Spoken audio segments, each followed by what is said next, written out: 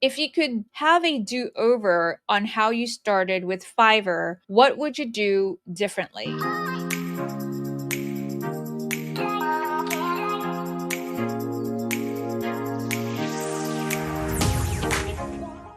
Hey, what's happening? Welcome back to Speak Easy, live from the comments section. This is where I answer the most asked questions from, you guessed it, the comments section. If this is the first time we're meeting, let me just introduce myself quickly. My name is Anna, and just like you, I'm a freelance voiceover talent. And really, the goal of this channel is simple: to share some practical tips and tricks that I learned during my journey as a voiceover to you. So go ahead and subscribe if you want more videos like this one. All right, let's get to the first question. This is coming from the comment section of YouTube, and it's coming from LP. Let me just read the question and I'll post it up here so that you can read it too. LP says, "Hey Anna, if you could have a do-over on how you started with Fiverr, what would you do differently?" That is such a good question, especially maybe not from the very beginning, because I think that I started Fiverr so strong. But if I was to have a do over from last year, there are so many things that comes to mind. I would not neglect my inbox. I think that's number one, because that hurt me so badly, because my response rate really went down when I haven't been responding to all of the questions that were coming in on my inbox.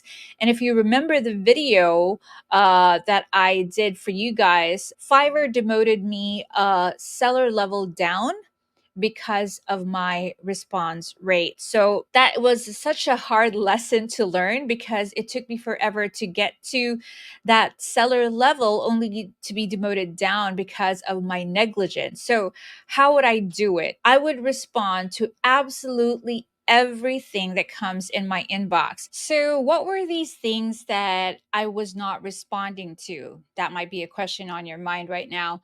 Okay, I wasn't responding to messages that were coming from my inbox if they were something that I wasn't interested in doing, or messages that were irrelevant to the services that I'm offering. Because you know what? Sometimes I would get messages that are from people who are wanting to make friends, or I don't know, using Fiverr as a dating app. And it's so weird. Of course, I wouldn't answer those messages, right? But they do hurt your response rate if you do not. So, what would I have done differently? I would answer all of those questions. So, for example, if it was something that I was not interested in collaborating in, then I would just have to message that person back. And I guess that's just the polite thing to do. And I'm sorry if I did not respond to your messages. Sometimes life gets busy, and if it's something that is not on my priority, it just slips my mind. Anyway, that's my excuse. Okay, so if it was something that I wasn't interested in collaborating in, I would just send a message back saying, "Hey, you know what, thank you so much for reaching out, but I am not really available right now, or I'm not interested in this project for this reason and that reason, but thank you so much for considering me," because I should be grateful that they are reaching out to me, and it could open up another opportunity for them to reach out to me again if something comes up that I might actually be interested in. So in fact, that is me keeping that door open for a collaboration, right? So what about for those messages that are irrelevant, or for those people who are using Fiverr as a dating app? I would also just answer those questions as well and be upfront, like, I want to keep my platform, or the inbox of this platform, professional for my business use only. And I do appreciate the attention you're giving me. But if it's not something to do with me offering voiceover service for your project, then I would rather just keep this platform professional. And hopefully they would understand. If they don't, well, then you can ask Fiverr for help on how to get the message across to these people. But my point is, I just need to answer all of those questions, all of them, and make sure that my response rate is up there, and I do not get demoted again for something so trivial, for something that I could have easily done. So that is something that I would do differently, neglecting my inbox. What's another thing that I would do? I would say stay consistent with projects for the sake of the algorithm. So why wasn't I consistent in getting projects on Fiverr? It's because sometimes I'm so busy because, as you know, I don't only have Fiverr, I also have my regular clients off of the platform, and I also have a day job. And sometimes I just cannot accommodate more voiceover gigs on Fiverr.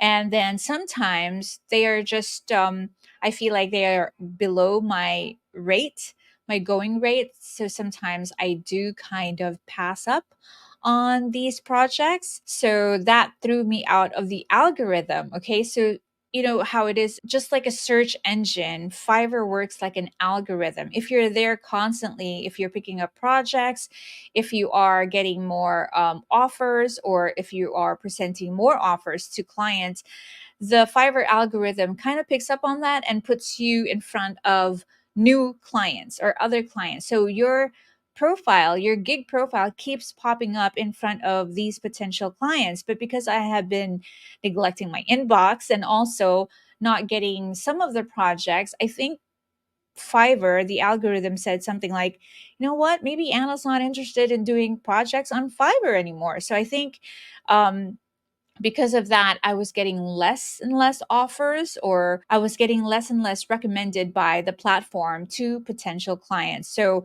by the end of the year came, I was noticing that the projects that I was getting less and less and less. So for the sake of the algorithm, I would want to be more consistent in just getting projects. So I hope that makes sense to you. Another thing that I think I would do differently on Fiverr is not to be afraid to give my real going rate, because I do have a computation of how I do my rate, industry standard and on Fiverr as well. But sometimes I kind of read the client, and I would think to myself, I don't think this client can afford my basic rate.